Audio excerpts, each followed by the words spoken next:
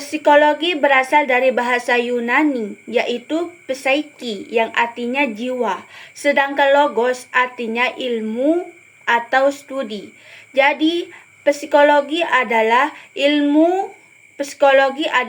ilmu yang mempelajari tentang jiwa, perilaku, dan proses mental manusia.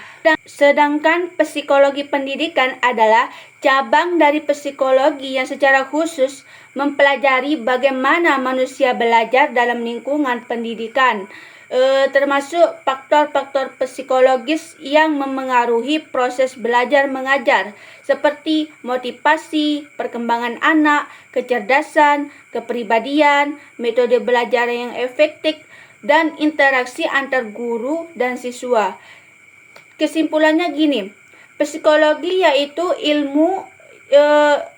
ilmu yang membahas tentang perilaku dan mental manusia. Sedangkan psikologi pendidikan itu lebih fokus pada penerapan ilmu psikologi dalam dunia pendidikan. Perbedaan ruang lingkup psikologi dan psikologi pendidikan. Apa sih yang membedakan ruang lingkup psikologi dan psikologi pendidikan?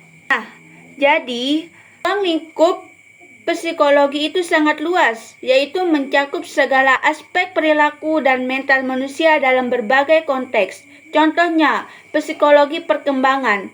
Perkembangan manusia dari bayi sampai lansia. Nah, sedangkan psikologi pendidikan yaitu ruang lingkupnya sangat sempit, yaitu fokus pada aspek psikologis dalam kegiatan belajar mengajar, yaitu belajar mengajar dalam pendidikan. Contohnya, proses belajar siswa dan cara meningkatkannya. Apa sih manfaat mempelajari psikologi pendidikan? Yang pertama, agar proses belajar mengajarnya lebih efektif. Psikologi pendidikan membantu memahami bagaimana siswa belajar sehingga guru bisa merancang metode dan strategi pembelajaran yang sesuai dengan tahap perkembangan dan karakteristik siswa. Yang kedua, untuk memahami perbedaan individu. Setiap siswa itu unik, ada yang cepat menangkap pelajaran, ada yang butuh waktu. Psikologi pendidikan membantu kita memahami gaya belajar berbeda, kebutuhan khusus, bakat, dan minat siswa. Yang ketiga, untuk meningkatkan kualitas pendidikan. Jadi, urgen belajar psikologi pendidikan terletak pada kemampuannya untuk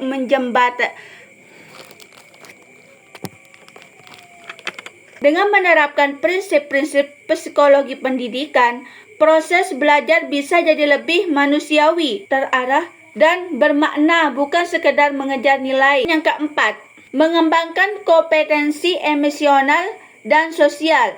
Pendidikan bukan cuma soal akademik. Psikologi pendidikan membantu peserta didik dan guru mengolah emosi, membangun hubungan sosial yang sehat, meningkatkan empati, kerjasama, dan komunikasi.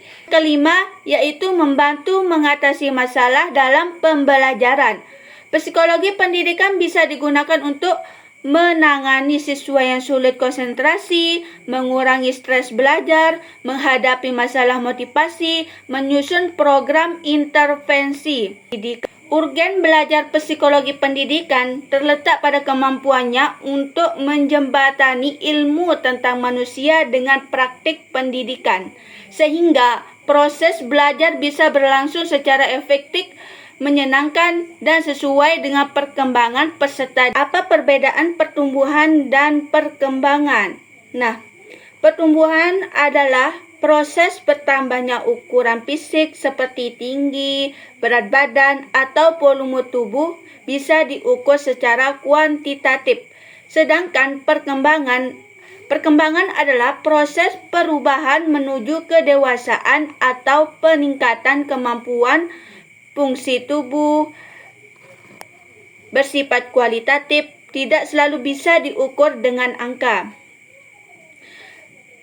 Ada juga perbedaan dari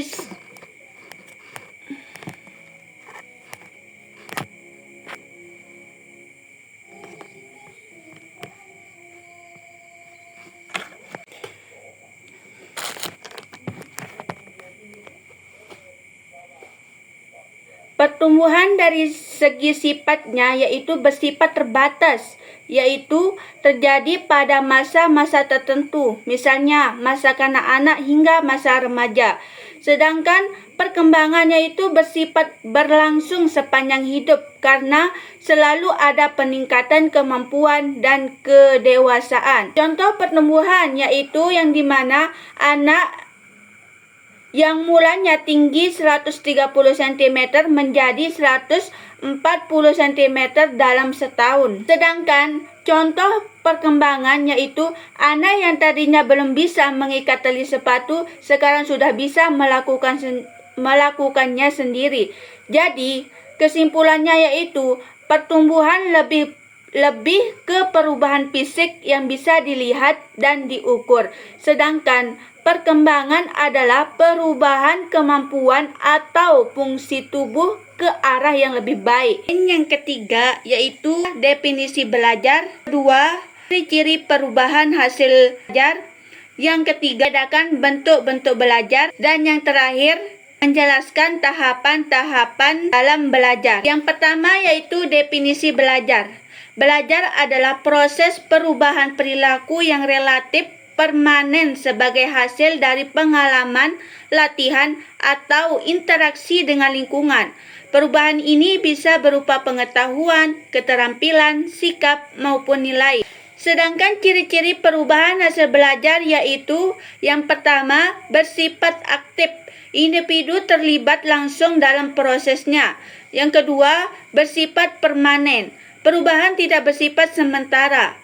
Yang ketiga, bersifat progresif, yaitu mengarah pada kemajuan atau peningkatan kemampuan. Yang keempat, bersifat fungsional, yaitu perubahan membantu individu beradaptasi lebih baik. Dan kelima, dapat diukur. Hasil belajar bisa dilihat dari prestasi atau performa. Poin ketiga, yaitu bentuk-bentuk belajar. 4 bentuk belajar. Yang pertama, belajar kognitif, yaitu mengembangkan pengetahuan dan pemahaman. Contoh belajar kognitif yaitu menghafal rumus, memahami teori.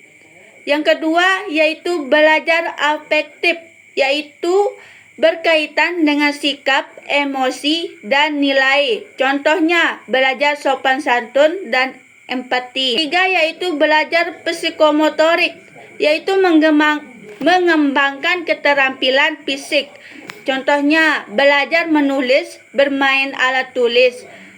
Dan yang keempat yaitu belajar sosial, yaitu belajar berinteraksi dan berperilaku dalam masyarakat. Contohnya bekerja sama dalam kelompok.